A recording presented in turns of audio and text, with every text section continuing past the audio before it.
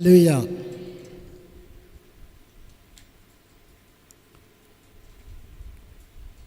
లూకా సువార్తలో 23:43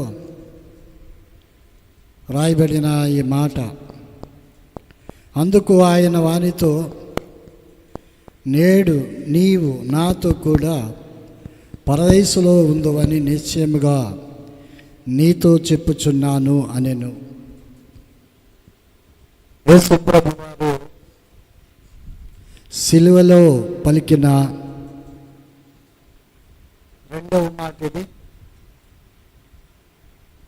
ఈ మాటను గురించి మనము ధ్యానం చేద్దాం. ప్రధాన యాజకులు, ప్రజల పెద్దలు, సైనికులు, కొంతమంది మార్గంలో వెళుతున్న వాళ్ళు క్రీస్తును అపహాస్యం చేస్తూ ఉన్న ఆ టైం అది. అంత మాత్రమే కాదు, ఆయనతో కూడా సిలువ వేయబడిన వారు కూడా ఆయనను నిందించినట్లుగా మార్కు సువార్తలో 15వ అధ్యాయము 29:30 ఆ మాట వ్రాయబడి ఉంటుంది. మనము చదివితే, మరియు కుడివైపున ఒకరిని ఎడమవైపున ఒకరిని 2 బందిపోటు దొంగలను ఆయనతో కూడా సిలువ వేశారు. అప్పుడు ఆ మార్గంలో వెళ్ళుచున్నవారు తమ తలలు ఊపుచు, ఆహా, దేవాలయమును పడగొట్టి 3 దినాల్లో కట్టువాడా, సిలువ మీద నుండి ముందు దిగి నిన్ను నీవే రక్షించుకొనమని చెప్పి ఆయనను దూషించారు. అట్లు శాస్త్రులు, ప్రధాన యాజకులు అపహాస్యము చేస్తూ, వీడు ఇతరులని రక్షించను, తను తాను రక్షించుకొనలేడు. ఇశ్రాయేలు రాజుకు క్రీస్తు ఇప్పుడు సిలువ మీద నుండి దిగి రావచ్చు కదా, అప్పుడు మనము చూసి నమ్మదుమని ఒకరితో ఒకరు చెప్పుకుంటూ ఉన్నారు. ఆయనతో కూడా సిలువ వేయబడిన వారు ఆయనను నిందించారు. ఇది సంగతి. మార్కు సువార్తలో 15వ అధ్యాయంలో 27 నుంచి 32 వరకు ఈ మాటలు రాయబడి ఉంటాయి. కుడివైపున ఒకరిని, ఎడవైపున ఒకరిని, 2 బందిపోటు దొంగల మధ్యలో యేసు ప్రభువును కూడా సిలువేసినట్లుగా ఈ మాటలను బట్టి మనకు అర్థమవుతూ ఉంటుంది. ఇందాక మనం చదువుకున్నాం లూకా సువార్తలో కూడా 23:39-43 దాకా మనం చూస్తే, వేలాడ వేయబడిన ఆ నేరస్తుల్లో ఒకడు ఆయనను దూషించుచు, నీవు క్రీస్తు కదా, నిన్ను నీవు రక్షించుకొనుము, మమ్మును కూడా రక్షించమని చెప్పాను. అయితే 2వ వాడు వాడిని గద్దించి, నీవు అదే శిక్షా విధిలో ఉన్నావు గనుక దేవునికి భయపడవా అని ఒక ప్రశ్న వేశాడు. మనకైతే ఇది న్యాయమే, మనము చేసిన వాటికి తగిన ఫలము పొందుచున్నాము. కానీ ఈయన ఏ తప్పిదమునో చేయలేదని చెప్పి ఆయన చూచి, యేసు, నీవు నీ రాజ్యంలోనికి వచ్చినప్పుడు నన్ను జ్ఞాపకం చేసుకొనుమని ఆయనతో అనగా, అందుకు ఆయన వానితో, నేడు నీవు నాతో కూడా పరదైసులో ఉందో అని నిశ్చయముగా నీతో చెప్పుచున్నాను అనెను. ఈ మాటను లూకా సువార్తలో రాయటం మనం చూస్తాం. అలాగనే మార్కులో కూడా ఇదే మాట రాయటము మనం చూస్తూ ఉంటాం.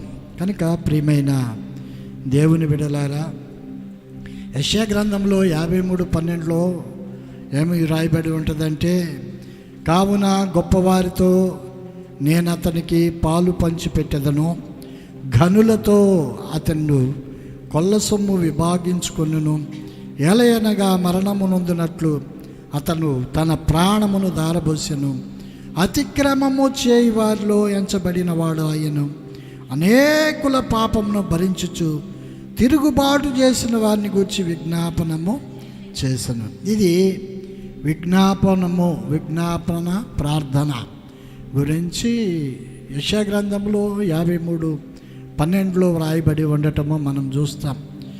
యేసు ప్రభువు ఆయన యొక్క జీవిత చరిత్ర మనం చూస్తే అంతా కూడా ప్రవచనాత్మకంగానే ఉంటుంది.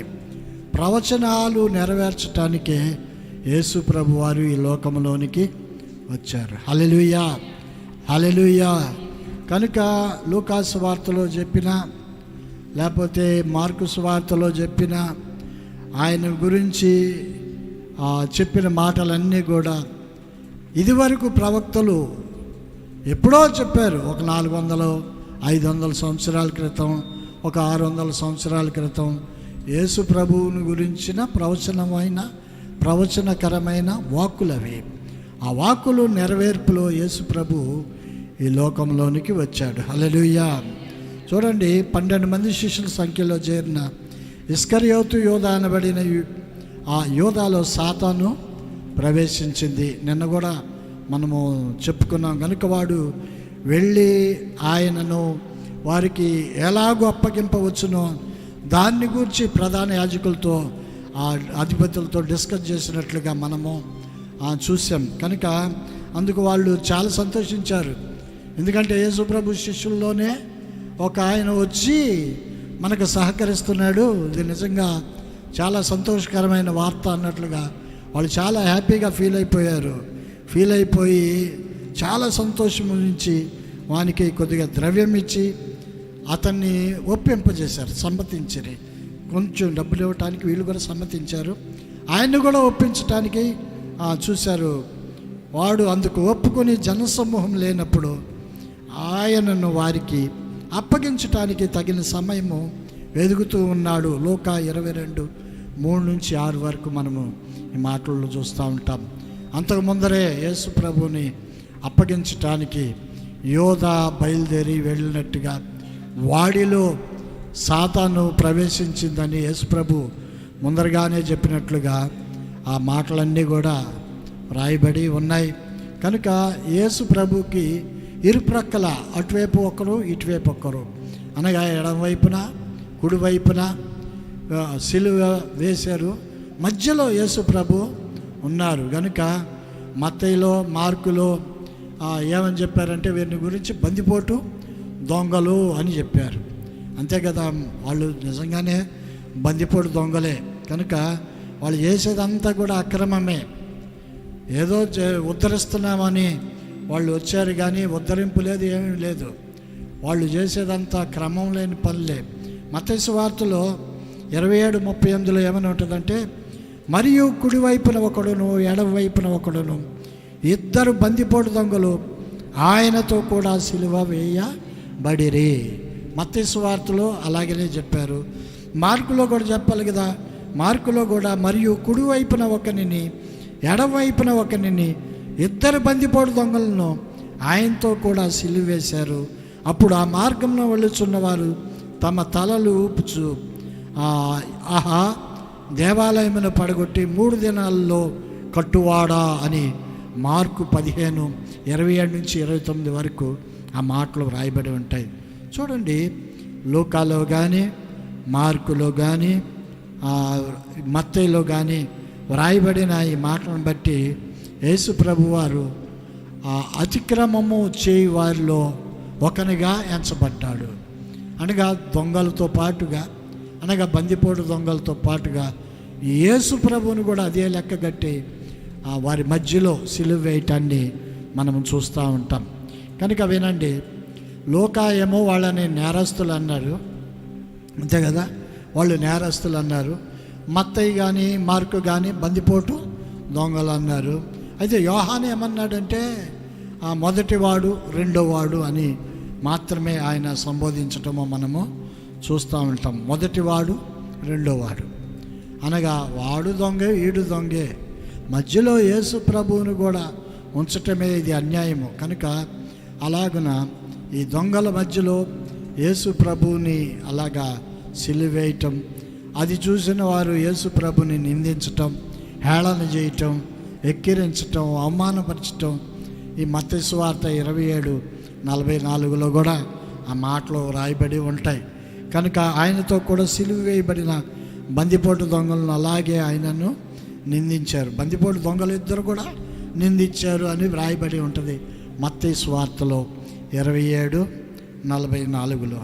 మరి మార్కులో 15:32 ఇజ్రాయేలు రాజుకు క్రీస్తు ఇప్పుడు సిలువ మీద నుండి దిగిరావచ్చును, అప్పుడు మనము చూచి నమ్మదుమని ఒకరితో ఒకరు చెప్పుకొని ఆయనతో కూడా సిలువ వేయబడిన వారును ఆయనను నిందించిరి.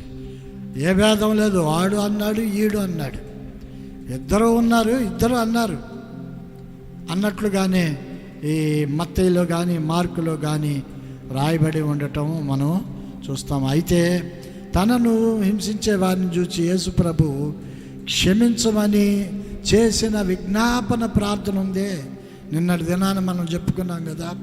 ఏమని చేశాడు? తండ్రి, వీరేం చేయుచున్నారు, వీరు ఎరుగరు కనుక వీరిని క్షమించు. ఇది విజ్ఞాపన ప్రార్థన కదా. ఈ ప్రార్థన చేయటము వాళ్ళల్లో ఒకడు, ఇద్దరు విన్నారు, ఇద్దరు దొంగల్లో. అయితే వాళ్ళు ఒక్కసారిగా కొద్దిగా యేసు ప్రభు వైపు ఆ మాటలను బట్టి ఒకసారి చూశారు, ఆయన వైపుగా చూశారు. క్రీస్తులోని సహనము, క్రీస్తులోని క్షమాగుణము, క్రీస్తులోని దైవ ప్రేమ, ఇదంతా కూడా ఒకరు మాత్రం గమనిస్తూ ఉన్నారు. కనుక లూకాసు వార్త ప్రకారంగా మనము చూస్తే ఎడమవైపు ఉన్న నేరస్తుడు, నీవు క్రీస్తు కదా, ఏమన్నాడు? నీవు క్రీస్తు కదా, మరి నిన్ను నీవు రక్షించుకోవచ్చుగా, మమ్మను కూడా రక్షించు అంటూ యేసు ప్రభుని నిందిస్తూ తిరస్కార భావంతో మాట్లాడినట్టుగా లూకాసు వార్త 23:39 ఆ మాట మనము చూస్తాం. వేలాడవేయబడిన నేరస్తుల్లో ఒకడు ఆయన దూషించుచు, నీవు క్రీస్తు కదా, నిన్ను నీవు రక్షించుకొను, మమ్మను కూడా రక్షించమని చెప్పాను. అయితే రెండో వాడు వాడిని గద్దించి, నీవు అదే శిక్షా విధిలో ఉన్నావు కదా, కనుక దేవునికి భయపడవా? మనకైతే ఇది న్యాయమే, మనం చేసిన వాటిని తగిన ఫలము మనం పొందుతున్నాం, కానీ ఈయనలో ఏ తప్పిదం చేయలేదని చెప్పి ఆయనను చూచి, యేసు అని, నీవు నీ రాజ్యములోనికి వచ్చినప్పుడు నన్ను జ్ఞాపకం చేసుకుంటావా నాయన అని అడగటమో మనం చూస్తాం. కనుక అందుకు ఆయన వానితో, నేడు నీవు నాతో కూడా పరదైసులో ఉంటావు. హల్లెలూయా, హల్లెలూయా. కనుక ఆ మాటలు తిరస్కారంగా మాట్లాడిన ఆ ఇద్దరు దొంగల్లో ఒకళ్ళు మాత్రము యేసు ప్రభు యొక్క ప్రార్థన విని ఆయన మారిపోయాడు. అమ్మో, ఈయన అసలు హింసించే వారిని గురించి ఏం చేస్తారు? అందరు తిడతారు కదా, ఎవరైనా బాధ పెడుతుంటే కొట్టలేకపోయినా తిడతారుగా. కానీ యేసు ప్రభు అట్ట కూడా చేయట్లేదు, వాళ్ళని గురించి ప్రార్థన చేస్తున్నాడు, వాళ్ళని క్షమించమని. అర్థమైపోయింది ఒక ఆయనకి మాత్రం, నీవు క్రీస్తువే కదా, నువ్వు దిగవచ్చుగా, మమ్మల్ని కూడా దింపొచ్చుగా అంటున్నాడు. ఎందుకు దిగాలి ఇప్పుడు? ఈయనెందుకు దిగాలి అంటే మళ్ళీ మొదలయ్యాక కొంతమంది దేవుని సన్నిధిలో దేవుడు కాపాడేంత వరకు కూడా ప్రార్థన చేస్తారు బాగానే. దేవుడు వారి మొర ఆలకించి వారికి ఉన్న ఆ రోగమును తీసివేసినప్పుడు ఇక మళ్ళీ మొదట ఆట ఆడతారు.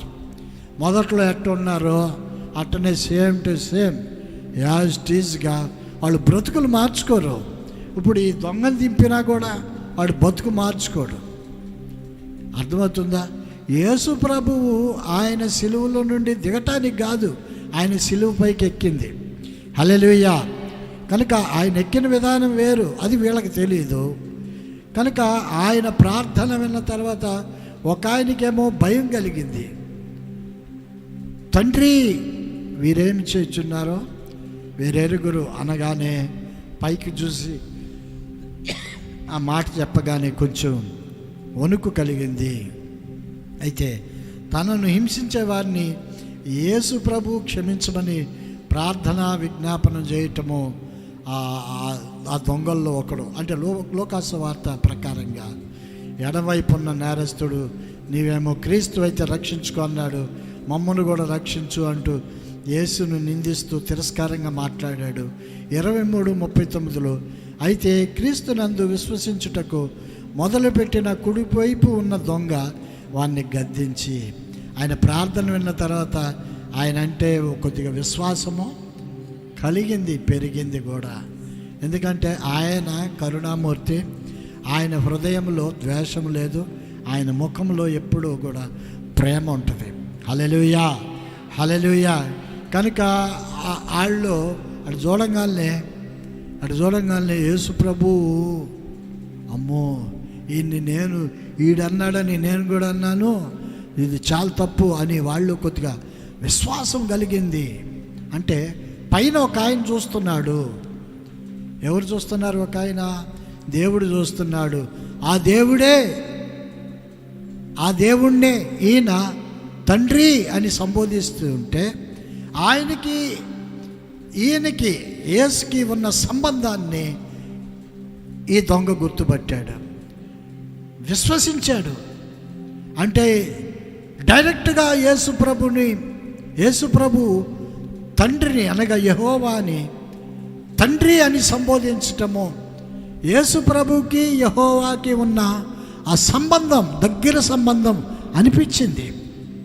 కనుక ఈయన యందు కొద్దిగా విశ్వాసం కూడా కలిగింది. అంతకు ముందర బరబ్బా, యోధా ఈ ఇద్దరు దొంగలు యేసు ప్రభు సువార్త చెప్పే చోటుకి వెళ్తారు. ఎందుకంటే యేసు ప్రభుని కూడా తమ ట్రూప్లోనికి తమ గ్యాంగులోనికి తీసుకోవాలని వాళ్ళు ఆలోచించి అలాగా వెళ్తే అక్కడ కూడా యేసు ప్రభువు యొక్క ఆ వాక్కును, ఆయన వాక్యాన్ని విన్నారు. ఈ నలుగురు విన్నారు.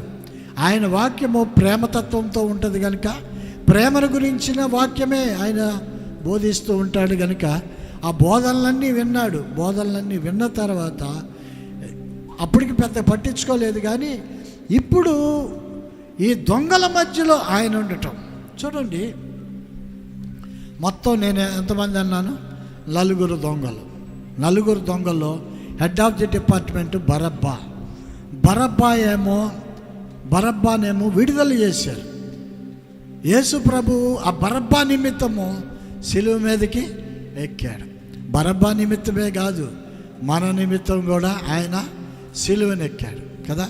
ఆయన మన కొరకే సిలువలో తన ప్రాణాన్ని పెట్టాడు. హల్లెలూయా. అంతేకాదు ఇప్పుడు ఇంకొక ఆయనేమో యేసు ప్రభు జట్టులో చేరిపోయాడు. వచ్చిన నలుగురు వారితో కలిసి యేసు ప్రభుని తమ జట్టులోకి తీసుకురావాలని ప్రయత్నం చేశారు. యేసు ప్రభు ఆయన అంటాడు, కత్తికి కరుణకు పొత్తి కుదరదు అని చెప్తాడు. అసలు మీరేడా నేనేడా? మీరు కత్తులు పట్టుకుని తిరుగుతూ ఉంటారు, నేను అసలు ప్రేమ పట్టుకుని తిరుగుతూ ఉంటా.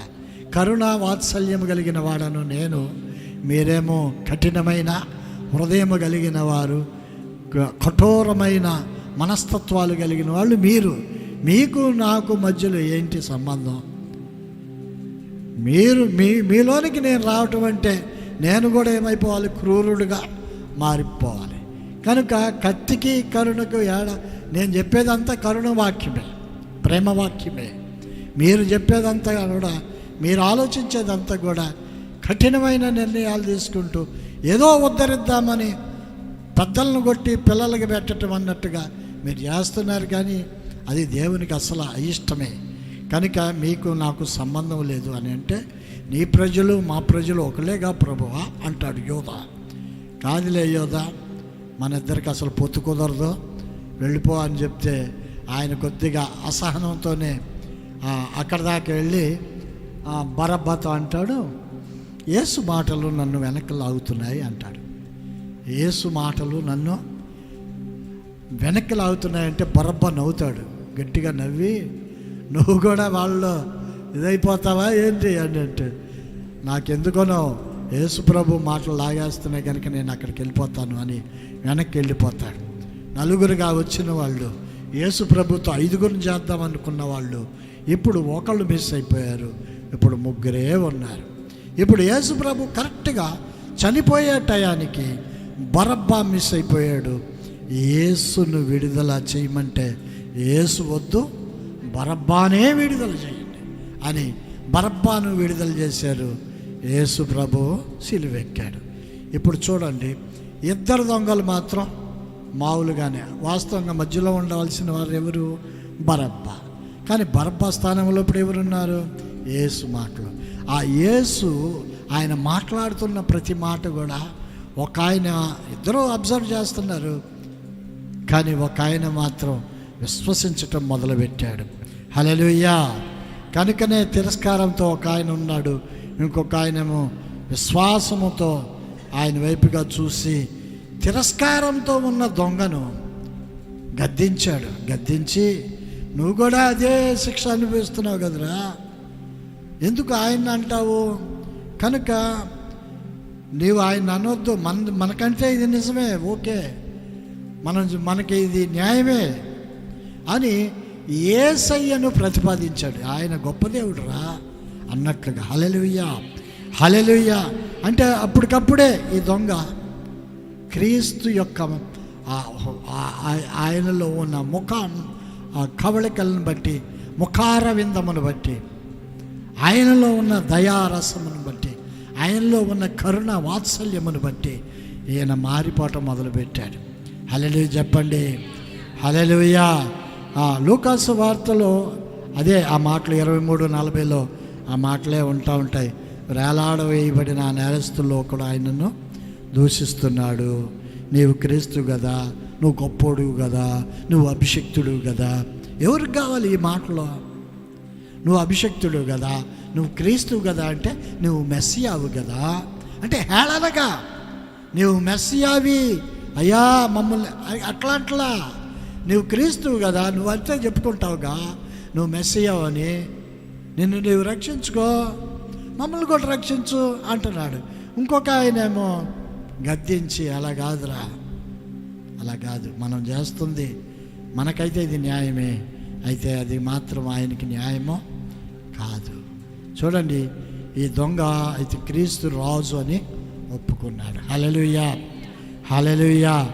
ఆయనకు రాజ్యం ఉందని, ఆయన తన రాజ్యంలోనికి వస్తాడని. చూడండి, ఆయన గొప్ప రాజుగా ఉన్నాడు. క్రీస్తు అంటేనే అభిషక్తుడు, అభిషక్తుడు అంటేనే మెస్సియా, మెస్సియా అంటేనే రాజు. ఆయనకు ఒక రాజ్యం ఉంది. ఆ రాజ్యముతో ఆయన మరలా వస్తాడు అని హృదయమునందు విశ్వసించాడంట. ఎంత దూరం వెళ్ళిపోయాడు చూడండి.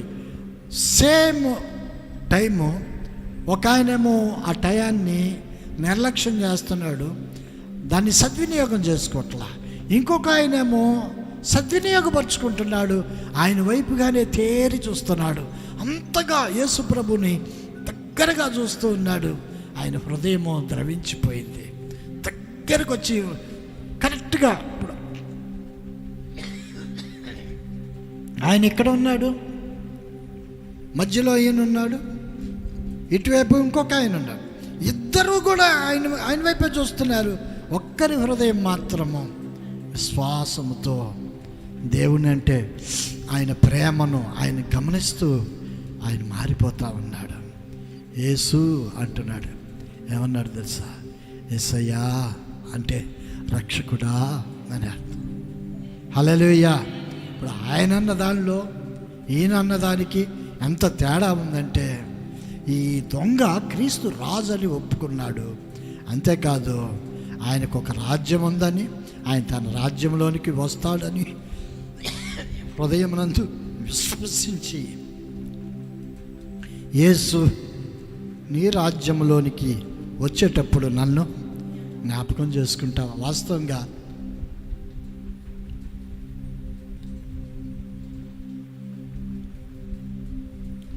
జ్ఞాపకం చేసుకోవాలో చేసుకోకూడదో అది దైవ చిత్తం, అది యేసు చిత్తం. హల్లెలూయా. అయితే నన్ను కూడా చేర్చుకుంటావా అని అడగట్లా, కొద్దిగా నన్ను కూడా జ్ఞాపకం చేసుకోయ్యా. ఇప్పుడు మనం ప్రార్థనలో ఎలాగుండాలంటే, మనము దేవునితో మాట్లాడేటప్పుడు అయ్యా ఆయనకు మన మాట ఇంపుగా ఉండాలి. హల్లెలూయా. అంటే మన ప్రార్థన ఇంపైన సువాసనగా ఉండాలి. ఆయన వెంటనే మన ప్రార్థనకు చెవియొగ్గి ఆయన మనకు చేయాల్సింది చేయాలంటే మన ప్రార్థన ఆయనను మెప్పించగలిగినదై ఉండాలి. జ్ఞాపకం చేసుకుంటావా? అయ్యా నన్ను జ్ఞాపకం చేసుకోయ్యా అంటూ ఎంత అసలు ఎంత చక్కగా అని ఉంటాడు ఆ మాట అనేది. నేను చాలాసార్లు ఆలోచిస్తూ ఉంటాను. ఆయన ఆ మాటలు మార్పు చెంది హృదయంలో ఇదివరకు దుర్మార్గుడైన దొంగ కనుకనే అక్కడ ఉన్న నేరస్తుడు నేరస్తుడు మారిపోవటం మనం చూస్తాం. కనుక ఆ మారిపోవటం కూడా ఒక విన్నపాన్ని దేవుని సన్నిధిలో చెప్తూ ఉన్నప్పుడు యేసుప్రభు గ్రహించాడు. వీడు మారుతున్నాడు, వాడి యొక్క నిరీక్షణ గమనిస్తూ ఉన్నాడు. కనుక ఆయన వైపు చాలా ప్రేమతో, కరుణతో ఆయన గురించి, భవిష్యత్తును గురించి ఒక భరోసా యేసుప్రభు ఇవ్వటము మనం చూస్తాం. నిస్సందేహంగా నీవు నాతో కూడా పరదేశులో ఉందువు అని నిశ్చయముగా, ఇంకా గ్యారంటీ అది. హల్లెలూయా. నేను వెళ్తాను, తర్వాత నువ్వు రాగాదు, ఆయనతో పాటు తీసుకుని వెళ్ళిపోవటమే. అర్థమవుతుందా? నిశ్చయముగా నీకు గ్రాంట్ చేశాను, ఇక నో డౌట్ అన్నట్టుగా. చాలా అసలు ఆ మాట ఆయనకి ఎంతో ఆనందాన్ని కలిగజేసినట్టుగా మనం చూస్తాం. విశ్వసించిన దొంగ, కుడివైపునున్న రెండవ దొంగలోని సద్గుణాలు మనం చూద్దాం. ఇంతకుముందు ప్రక్కన ఉన్న దొంగతో కలిసి హేళన చేసిన వాడు, ఇప్పుడు ఈ దొంగ క్రీస్తు ఏ తప్పిదమో చేయలేదని గ్రహించాడు. First thing. తర్వాత తిరిగి రెండోసారి భూలోకానికి ఆయన రానయ్యి ఉన్నాడు అన్న సంగతిని కూడా గ్రహించాడు. ఈయనకొక రాజ్యం ఉంది, ఈయన ఈ లోక సంబంధమైన రాజు కాదు, నా రాజ్యం వేరు నీ రాజ్యం వేరు అన్నాడు గతంలోనే అనేక సార్లు. కానీ మనమే గ్రహించలేదు. ఈయనకొక రాజ్యం ఉంది, ఆ రాజ్యములో, ఆయన రాజ్యముతో ఈ భూలోకానికి ఆయన వస్తాడు అని విశ్వసించాడు. అర్థమవుతుంది? అప్పటికప్పుడే ఎంత స్పీడ్గా నిర్ణయాలు తీసుకుంటున్నాడంటే ఇక అవకాశం లేదు ఆయనకి. బ్రతకడు. వాళ్ళు ముగ్గురులో ఎవరు బ్రతకరు.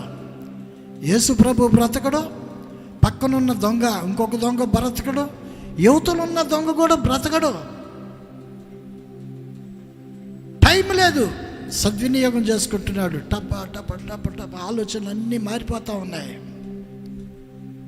ఆలోచిస్తూ ఉన్నాడు, ఈయన గొప్ప దేవుడు, ఈయన కనుక మనం అడిగితే, విశ్వసిస్తే ఖచ్చితంగా ఆయన నా ప్రార్థన ఆలకిస్తాడు అని ఒకడు అవతల ఉన్న కుడివైపునున్న ఆ దొంగ ఆయన నిశ్చయించుకోవటం కాకుండా తన హృదయంలో ఇప్పుడైతే చచ్చిపోతాం కానీ నిత్యము జీవించే ఒక రాజ్యము ఒకటి ఉంది, ఆ రాజ్యములో నేను కూడా అగపడాలి, కనపడాలి.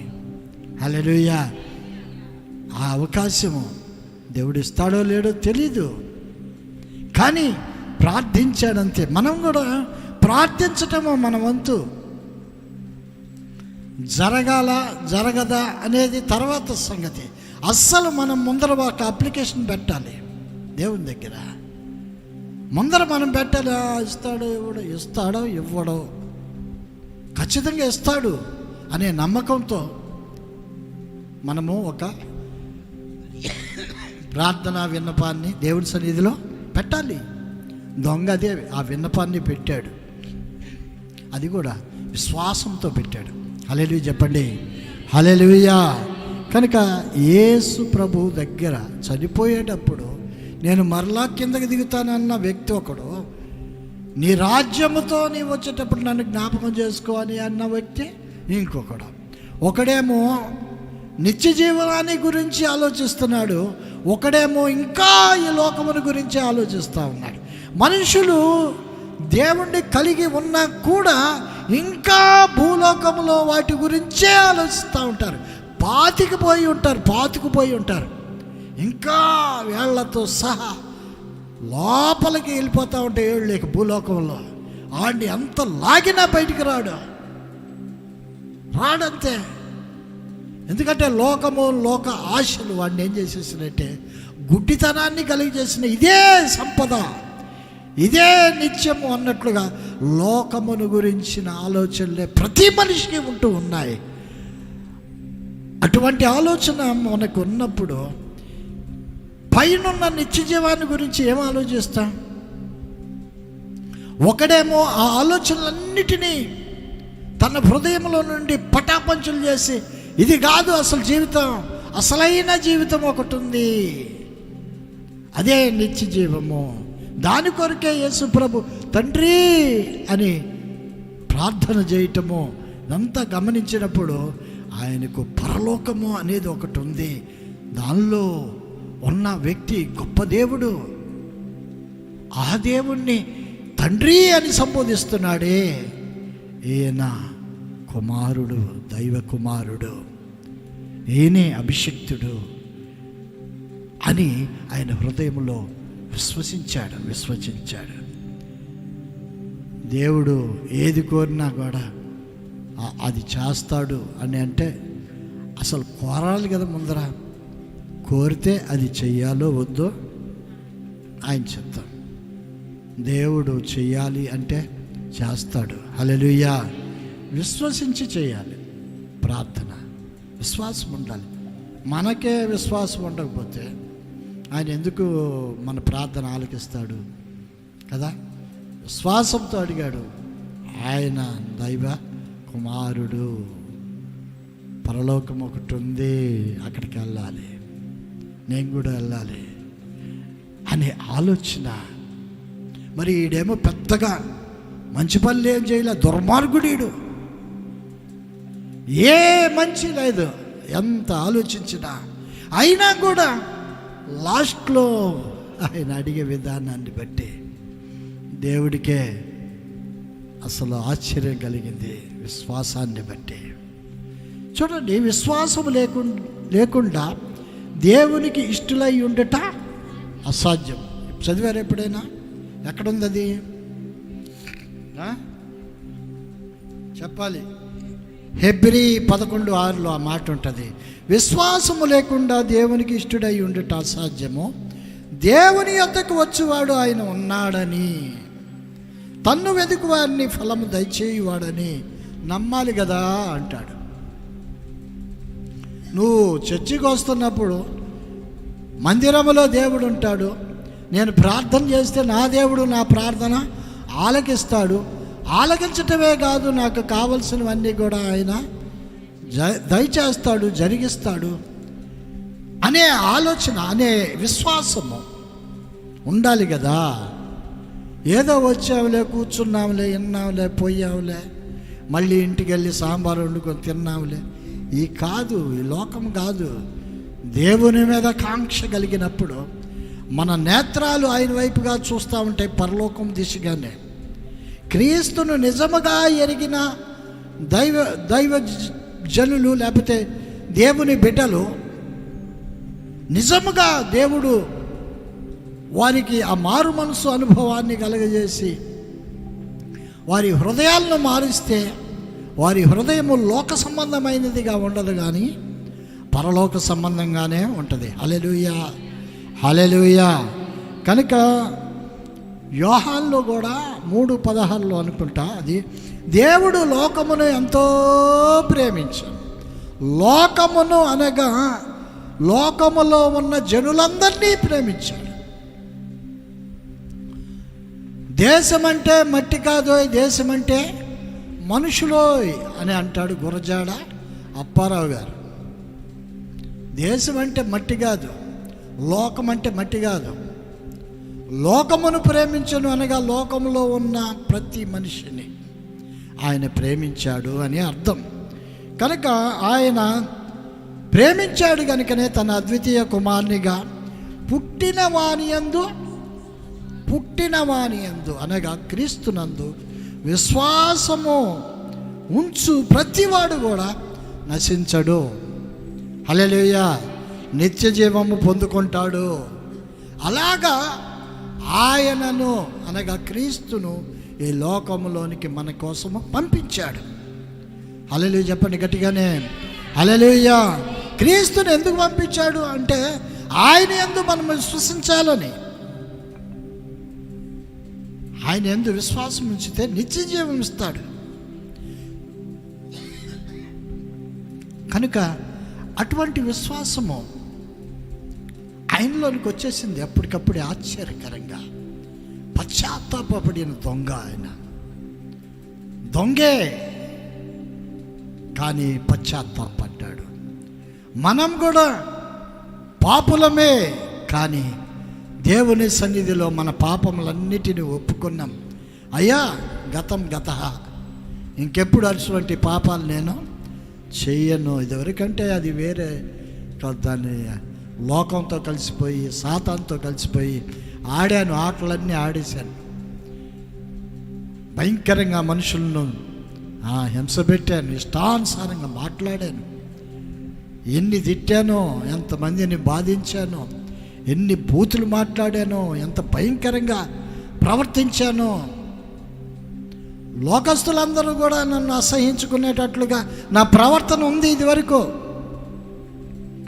ఇప్పుడు నీ సన్నిధిలో నేను మార్పు చెందుతూ ఉన్నానయ్యా, మారిపోయాను ప్రభువా, నన్ను క్షమించు. ఇంకెప్పుడు అటువంటి పాపాలు నేను చెయ్యను అయినా. అవన్నీ కూడా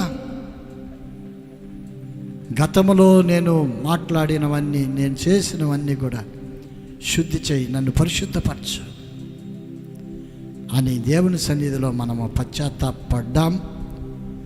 మారు మనసు అనుభవంలోనికి వచ్చాం. బాప్తిస్మము కూడా తీసుకున్నాం. హల్లెలూయా. అంతే కదా. పశ్చాత్తాపపడిన దొంగ వెంటనే అక్కడికక్కడే దేవుని సన్నిధిలో అడుగుతూ ఉన్నాడు. ఇస్తాడో ఇవ్వడో అది ఆయనకే వదిలేశాడు. జ్ఞాపకం చేసుకోండి ప్లీజ్. అయ్యా వాస్తవంగా అర్హుడు కాదు, ఆయన మాత్రమే కాదు, మనం కూడా అర్హులం కాదు తెలుసా. అర్హత లేని వారికి అర్హత కలిగించటమే కృప. హల్లెలూయా. కృపామయుడు ఆయన, కృప కలిగిన వాడు. ఎట్టివారినైనా సరే వారి తప్పిదాలన్నిటినీ క్షమించగలిగిన ఏకైక దేవుడు మనం ఆరాధిస్తున్న దేవుడు. హల్లెలూయా. తాను చేసిన తప్పుకి వేయబడిన శిక్ష న్యాయమైనదే అని తన పాప అన్నిటిని గురించి పశ్చాత్తాపడుతూ తను చేసిన పాపం పట్ల ఆయన మనస్సు మార్చుకుని సిలువలో ఉన్న యేసయ్య వైపుగా తిరిగి క్షమించమని రక్షణ కోరుతూ అడగటాన్ని, అంతే కదా, రక్షణ కోరుతూ ఉన్నాడు. రక్షణ అనగా నరకము నుండి తప్పించబడటం, డైరెక్ట్గా నిత్య జీవానికి వెళ్ళిపోవటం. ఎంత డేరు అతనికి! అసలు ఆ విధమైన ప్రార్థన ఎలా వచ్చింది ఆయనకి? అప్పటికప్పుడే యేసు ప్రభువుని గురించి ఎంతో ఉన్నతంగా ఆలోచిస్తూ రక్షించగలిగిన, నా పాపములను తీసివేసి నన్ను రక్షించగలిగిన ఏకైక దేవుడు ఈయనే. హల్లెలూయా. నా పక్కనే ఉన్నాడు, రక్షిస్తాడు ఖచ్చితంగా అని విశ్వాసంతో ప్రార్థన చేయటం మనం చూస్తాం. ప్రియమైన దేవుని బిడ్డలారా, ఎఫెసీయులకు రాసిన పత్రికలో 2:8 మీరు విశ్వాసము ద్వారా కృపచేతనే రక్షింపబడి ఉన్నారు. మీరేదో పెద్ద పరిశుద్ధులని కాదు ఆయన రక్షించింది, మీరేదో మంచి వాళ్ళని కాదు, నీతిమంతులని కాదు. ఆయన కృప ఏం చేసిందంటే, మీరు విశ్వసించారు కనుక ఈ దొంగలాగా మీరు రక్షింపబడ్డారు. ఆయన మాత్రమే రక్షించగలడు అని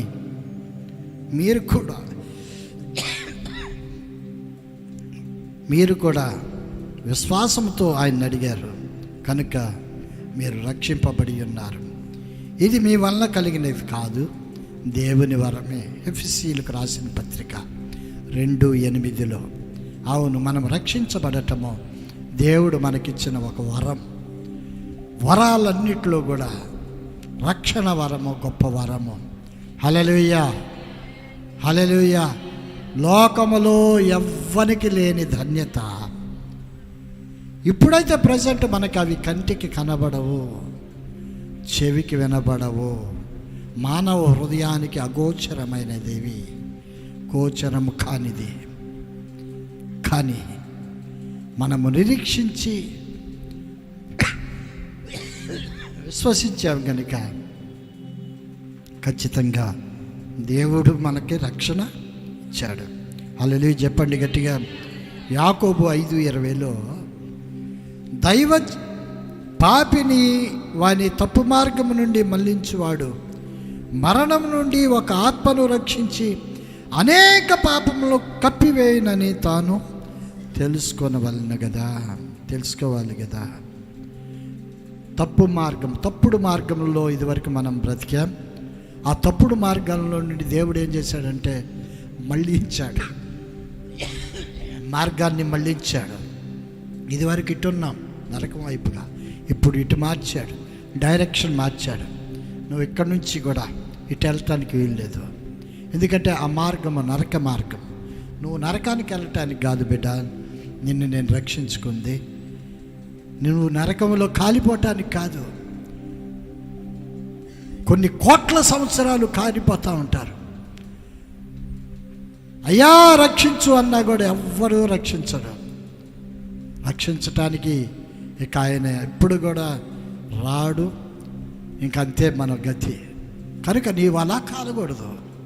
నీవు రక్షించబడాలి, నిత్య జీవానికి వెళ్ళాలి అని మన మార్గాన్ని ఆయన ఏం చేశాడని తప్పించి నీతి మార్గములో మనల్ని నడిపించాడు. హల్లెలూయా. 2 కొరింథీ 7:10లో దైవ చిత్తానుసారమైన దుఃఖము రక్షణార్థమైన మారు మనసును కలుగు చేయను. నిన్న మొన్న కూడా చెప్పుకున్నాం. పేతురు ఇస్కరియోతు యోధ. పేతురు పశ్చాత్తాపడ్డాడు. దైవ చిత్తానుసారమైన దుఃఖముతో దేవుణ్ణి అడుగుతూ బ్రతిమలాడుకుంటున్నాడు. ప్రభువా ప్రభువా ప్రభువా, నేను నిన్ను ఎరగనని నేనన్నాను 3 సార్లు. అప్పటికే నీవు అన్నావు, పేతురు నువ్వు బొంకుతావు 3 సార్లు నన్ను ఎరగమని అంటే కూడా నేను అర్థం చేసుకోలేకపోయానయ్యా. నువ్వు 3 సార్లు బొంకిన తర్వాత కోడికి వస్తుంది, అప్పుడు గుర్తు చేసుకో నేను అన్న మాటలు. అలాగనే పేతురు 3 సార్లు బొంకిన తర్వాత కోడి కూయటము, ఇక హృదయములో నుంచి వేదన కలిగింది. క్రీస్తు మాటలు పదే వినపడతా ఉన్నాయి. క్రీస్తును దగ్గరుండి వెంబడించిన వాడు, క్రీస్తును నీవు దైవ కుమారుడివి అని సంబోధించినవాడు, నీవు నిజముగా దేవుడివే అని చెప్పినవాడు, ఆయన ఎవరో నాకు తెలియదు అన్నాడు. అప్పుడు ఆయన హృదయం పగిలిపోయింది. కోడి కుయ్యగానే దైవ చిత్తానుసారంగా, దేవునికి ఇష్టానుసారంగా ఆయన దుఃఖపడటము, పశ్చాత్తాపడటము, దేవుణ్ణి అడగటము, ఇవన్నీ కూడా చేస్తూ ఉన్నప్పుడు పేతురు మరలా ఆయన యొక్క స్థానాన్ని దేవుడు నిలబెట్టాడు. హల్లెలూయా. పేతురుతో అంటాడు, నీవు నిజంగా నన్ను ప్రేమిస్తున్నావా పేతురు అంటాడు. సడన్గా మాట అనేసరికి సిగ్గుపడిపోయాడు. ఎందుకంటే అంతకు ముందర ఎరుగనని చెప్పాడు. ఇప్పుడు నీవు నన్ను ప్రేమిస్తున్నావా అంటే ఆయన ఊహించని ఆ డైలాగ్కి హృదయం బద్దలైపోయింది. ప్రభువా నీకే తెలుసయ్యా అన్నాడు. మరలా అడుగుతాడు మళ్ళీ, నీవు నిజంగా నన్ను ప్రేమిస్తున్నావా పేతురు? ప్రభువా నీకు తెలుసయ్యా, మరి నేనేం చేయాలి? నీకు చెప్పాను, నీకే తెలుసులేయ్యా అని అంట. 3వసారి కూడా అదే మాట మాట్లాడితే వేదన పడిపోయి కళ్ళీళ్ళు పెట్టుకుని ఏడ్చాడు. ఎందుకు 3 సార్లు అన్నాడు తెలిసిన? పేతురు 3 సార్లు అబద్ధం ఆడాడు గనుక మరలా గుర్తు చేస్తూ నువ్వు ప్రేమిస్తున్నావా? దైవ చిత్తానుసారమైన దుఃఖము రక్షణార్థమైన మారు మనసును కలుగజేయను. ఈ మారు మనసు దుఃఖమును పుట్టించదు. అయితే లోక సంబంధమైన దుఃఖము మరణము కలుగజేయదు. లోక సంబంధమైన దుఃఖం ఎవరికి అది చేశారు అంటే యోధా చేశారు. లోక సంబంధంగా అయ్యో తప్పైపోయింది, అసలు నేను అటు చేయకూడదు, అని ఆయనే పదే తలుచుకుంటా వెళ్ళిపోయి ఊరేసుకుని చచ్చిపోయాడు. పేతురు అలా కదా, దైవ చిత్తానుసారంగా ప్రార్థన చేసుకుంటూ దేవుణ్ణి పాపక్షమాపణ అడిగారు. కనుకనే పేతురు మరలా ఆయన స్థానాన్ని ఆయనకి ఇచ్చాడు. హల్లెలూయా. మీరు మారు మనసు పొందని ఎడల మీరందరూ అలాగే నశింతురు. లోకాసు వార్తలో 13:3 ఆయన మాట్లాడిన మాట ఇది. వాళ్ళే కాదు, ఎవరైనా కాదు, ఇంకొకరైనా ఎవరైనా కానీ ఇప్పటికైనా మీరు మారు మనసు పొందకపోతే మీరు కూడా నశిస్తారు. ఇప్పుడు యోధాకి ఏమి లేదు, మారు మనసు లేదు, కానీ తిరుగుతున్నాడు మారు మనసు ఉన్నట్టుగా. అర్థమవుతుందా? పావురాళ్ల మధ్యలో పావురంలాగా తిరుగుతున్నాడు. ఆడి హృదయం అంతా కాకి బతుకాడిది, కాకే, కానీ పై వేషం వేసుకుని ప్రభుతో కలిసి తిరుగుతూ ఉన్నాడు. ఈడు కూడా పరిశుద్ధుడే అని అందరూ అనుకునేటట్టుగా గత జీవితము అంతా కూడా మర్చిపోయారు శిష్యులు. యోధా యొక్క జీవితం అంత అట్టగానే ప్రిటెండ్ చేశాడు వాళ్ళందరి ముందర, మంచివాడిని అన్నట్టుగా అలాగనే ఉన్నాడు. కానీ మారు మనసు లేదు. మారు మనసు పొందకపోతే మనం కూడా ఏమైపోతాం? నశించిపోతాం. కనుక పశ్చాత్తాపపడిన ఆ దొంగ వెంటనే దేవుని యొక్క రక్షణను పొందుకున్నాడు. దేవునికి భయపడిన దొంగ ఆయన. అదే మాట అంటాడు కదా, నువ్వు దేవునికి భయపడవా అంటాడు పక్కన ఆయనతో. అరే మనం కూడా ఇదే పని కదరా చేసింది. మనం ఇట్లా చేయటం, మనకి ఇది రావటం, సిలువ రావటం, మనకి శిక్ష మావులేరా. ఆయన ఏం చేశాడు రా? ఆయన గురించి నువ్వు అట్లా బాధ అసలు భయంకరంగా మాట్లాడుతున్నావే. నువ్వు భయపడవా? భయపడాలి. అదే మాట మత్తయి 10:28 మరియు ఆత్మను చంపనేరక దేహమునే చంపు వారికి భయపడకుడి, కానీ ఆత్మను దేహమును కూడా నరకములో నశింపజేయగల వానికి మిక్కిలి భయపడుడే. ఇప్పుడు దాకా మనం చేస్తున్న ఈ భక్తి అంతా కూడా పొరపాటున ఏదో ఒక తప్పిదము చేత నరకములో వేయబడ్డామనుకోండి, ఈ భక్తి అంతా వేస్ట్ అయిపోద్ది. వేస్ట్గా మనము భక్తి చేసినట్లు లెక్క, వేస్ట్గా ఆయనను భజన చేసినట్టు లెక్క, వేస్ట్గా ప్రార్థనలు చేసినట్టు.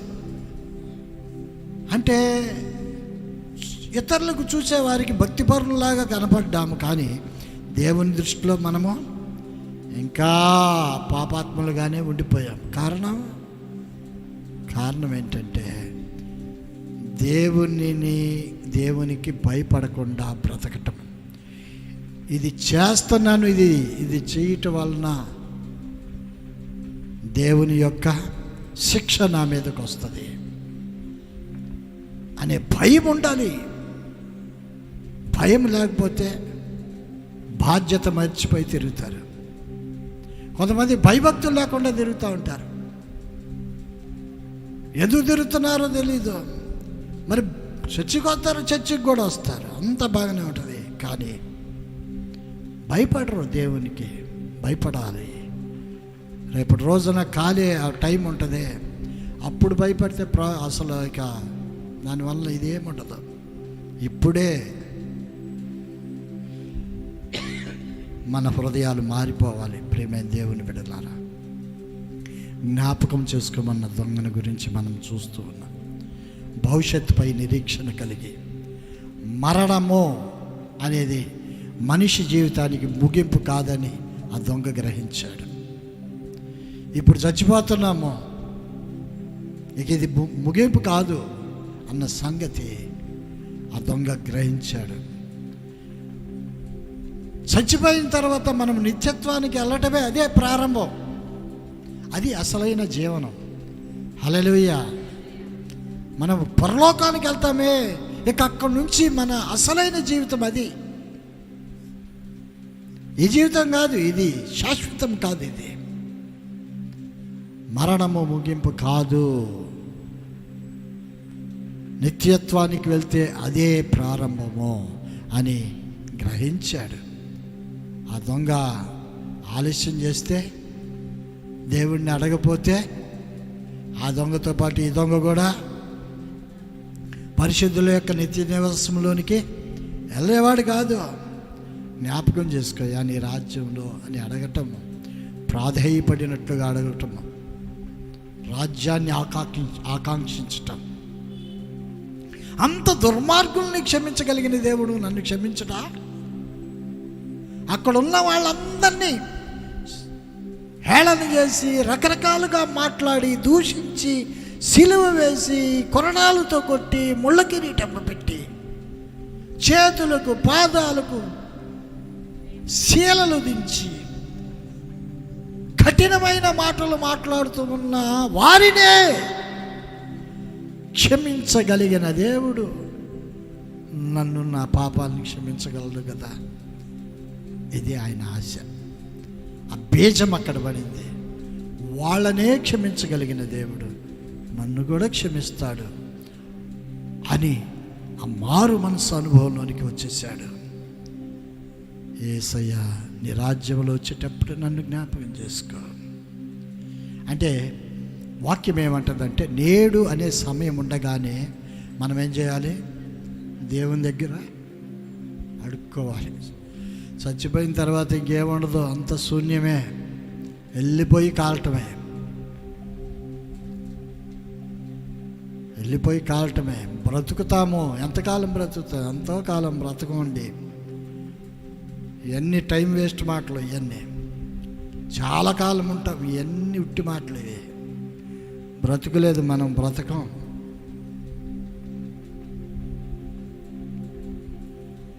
బుడగవురా నీవు,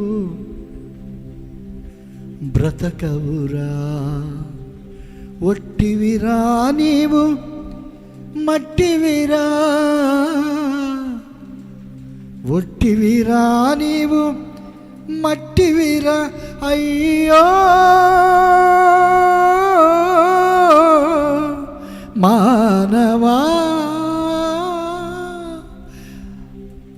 మాయరా ఇది మాయరా, రాలిపోదువో నీవు, కూలిపోదువో, తెలియదురా నీకు ఏ గడియో. వాక్యం ఏముంటుందంటే, నేడు మీరు ఆయన శబ్దమును వినిన ఎడల కోపము పుట్టించినప్పటి వలె మీ హృదయంలో కఠినపరచకొనుకుడి అని ఆయన చెప్పిన గనుక, పాపం వలన కలుగు భ్రమ చేత మీలో ఎవడనూ కఠినపరచబడకుండునట్లు నేడు అన్నబడు సమయం ఉండగానే ప్రతి దినమును ఒకరికొకడు బుద్ధి చెప్పుకొనిడి. టైము ఈరోజు అనేది ఉందా? వెంటనే ఆ రోజుని సద్వినియోగపరచుకోవాలి, బుద్ధి తెచ్చుకోవాలి. ఏలైనగా మొదటి నుండి మనకున్న దృఢ విశ్వాసం అంతము మట్టుగా గట్టిగా చేపట్టిన ఎడలని క్రీస్తులో మనము పాలివారమై ఉంటాం. విశ్వాసము సడలకూడదు.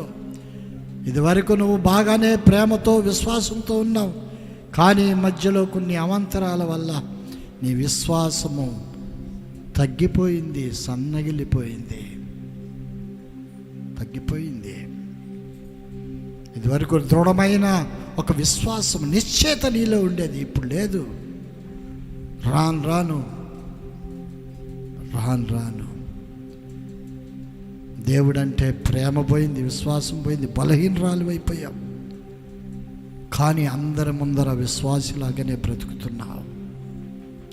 అది దేవుడు కోరడు, దేవునికి అస్సలు ఇష్టం ఉండదు. హెబ్రీయులకు రాసిన పత్రిక 3:13-15 వరకు ఇందాక మనం చదువుకున్న మాటలు. యెషయా 55:6లో యెహోవా మీకు దొరుకు కాలమందు ఆయనను వెదకుడి, ఆయన సమీపంలో ఉండగా ఆయనను వేడుకొని. దగ్గరగా ఉన్నప్పుడే, ఇది కృపాకాలం, ఇది ఆయన మనకి దగ్గరగా ఉన్న కాలం. ఇది యేసు ప్రభువు సిలువలో అటువైపు ఉన్న దొంగ, ఇటువైపు ఉన్న దొంగ, ఇద్దరి మధ్యలో దగ్గరగా ఉన్నాడు. ఒక్కడు మాత్రమే సద్వినియోగపరుచుకున్నాడు. ఆయన దొరికిన కాలంలోనే ఆయనను వేడుకున్నాడు.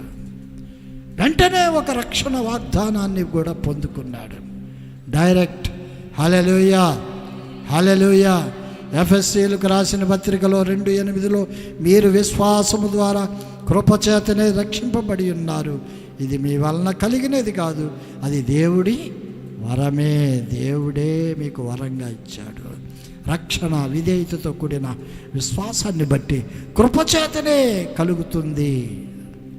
అంతేగాని మానవు నుండి ఎటువంటి ప్రతిస్పందన లేకపోతే కృప ద్వారా కలగదు. మనలో ఒక స్పందన ఉండాలి దేవుడి పట్ల. ప్రభువా అని అడగాలి కదా. మనం అడగపోతే ఆయన ఏమి ఇస్తాడు? ఇక రక్షణ ఇవ్వడం. వాస్తవానికి ఆ ఇద్దరు దొంగలలో మనం చూస్తే రక్షణలోనికి ఒకడు వచ్చాడు, రక్షణను తోసిపుచ్చి మరొకడు నరకానికి వెళ్ళాడు. వాళ్ళిద్దరూ ఒకే స్పాట్లో ఉన్నారు. ఇటొక మార్గం ఉంది. ఒక ఆయన రక్షణ మార్గాన్ని ఎన్నుకున్నాడు, ఒక ఆయన దేవుణ్ణి తిరస్కరించాడు. దేవుని కృపకు నోచుకోలే, దగ్గరే ఉన్నాడు. ఆయన దొరికిన కాలం అందే మనమేం చేయాలి? ఆయన్ని వేడుకోవాలి. హల్లెలూయా, హల్లెలూయా. అందుకనే ఒక రక్షణ వాగ్దానం వెంటనే పొందుకున్నాడు. నేడు నీవు నాతో కూడా పరదైసులో ఉంటావు. హల్లెలూయా చెప్పండి. అంటే రక్షణ కోరుకున్న వారికి నేడు రక్షణ కలగజేయగలిగిన గొప్ప దేవుడు మనం ఆరాధిస్తున్న దేవుడు. అడగతమే తరువాయి. ఆయన వలననే మనకు రక్షణ. ఇంకొకరి వలన రక్షణ లేదు కూడా. చాలామంది ఉంటారు. రక్షణ అనేది ఆయన ద్వారానే. అందుకని ఆయన అంటాడు, నేనే మార్గము. దేనికి? రక్షణ మార్గం. నేనే జీవము. నా ద్వారానే తప్ప ఎవ్వడు కూడా పరలోకానికి, అసలు లోకంలో బోళ్ళంతమంది ఉంటారు కానీ ఎవ్వడు రాడు. నేనే మీకు ఇవ్వగలిగిన శక్తి కలిగిన దేవుడను. హల్లెలూయా. ఆయన పదే చెప్పిన మాటలు అవే. ఆయన వలననే మనకు రక్షణ. రాజుల చేతైనా నరుల చేతనైనా రక్షణ కలగదు. కీర్తనల గ్రంథంలో అనేక సార్లు ఈ మాటలు రాయబడి ఉంటాయి. రక్షణ కలుగునట్లుగా మనం ఏం చేయాలి? ఒప్పుకోవాలి. అది దేవుని చిత్తానికి మన ప్రార్థన అంగీకార యోగ్యంగా ఉండాలి.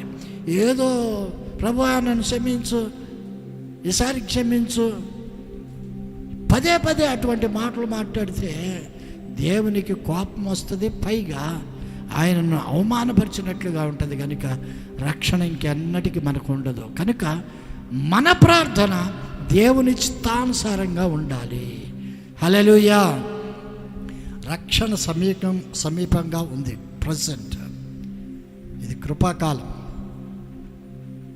ఇంకా రక్షణ లేకపోతే, రక్షణలో ఉన్నట్టుగా నీవు అనుకుంటున్నావేమో, నిజంగా నీవు రక్షణలో ఉన్నావో లేదో అది నీకు నీ దేవునికి తెలుస్తుంది. ఇదే అనుకూలమైన సమయము, ఇదే రక్షణ దినము. హల్లెలూయా, హల్లెలూయా. పరదైసును గూర్చిన భరోసా పొందిన దొంగ ఒక భరోసా. పరదైసు అనగా పరిశుద్ధుల నివాసం. అది అనగా అబ్రహాం మొదలుకు మిగతా భక్తులందరూ కూడా పరదైసులోనే ఉన్నారు.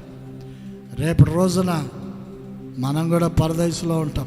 క్రీస్తు వచ్చే టైంలో మనందరం కూడా ఆయనతో కలిసి ఆయన రాజ్యంలో మనం కూడా ఉంటాం. హల్లెలూయా చెప్పండి.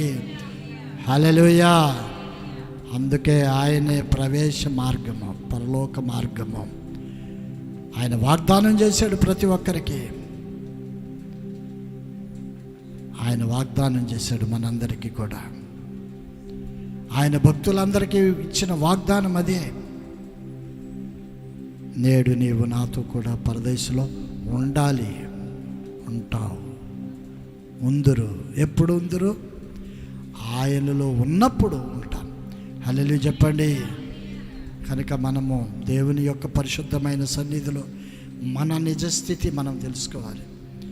మన పరిస్థితి మనం అర్థం చేసుకోవాలి. నేను ఏ స్థితిలో ఉన్నాను అనేది గమనించుకోవాలి. ఎడమవైపు ఉన్న దొంగ తన స్థితి ఏమిటో గుర్తించలేదు, కానీ కుడివైపున ఉన్న దొంగ మాత్రం గుర్తించాడు. ఏడ్చినట్లుగానే ప్రార్థన చేశాడు పశ్చాత్తాపంతో. ప్రభువు హృదయాన్ని కరిగించే ప్రార్థన అది. ఆ ప్రార్థన దేవుని హృదయానికి హత్తుకుంది. మొదటిగా దేవునితో కలిసి వెళ్ళిన వాడు ఆ దొంగ మాత్రమే. హల్లెలూయా చెప్పండి, హల్లెలూయా. ప్రియులారా, ఆలోచించేయండి. ఒక దొంగేమో శరీర రక్షణ కొరకు ఆలోచిస్తే, మరొక దొంగ ఆత్మరక్షణ కొరకు ఆలోచించాడు. మరి నీ పరిస్థితి ఏమిటి ఒక్కసారి ఆలోచించుకో. దేని కొరకు నువ్వు ప్రాకులాడుతున్నావు అది కూడా ఆలోచించేసుకో. నిజమైన రక్షణ ఏదో గ్రహించు, ఆ ప్రకారంగా నడు. దేవుడు మిమ్మల్ని దీవించును గాక. చెప్పాలి ఆమేన్.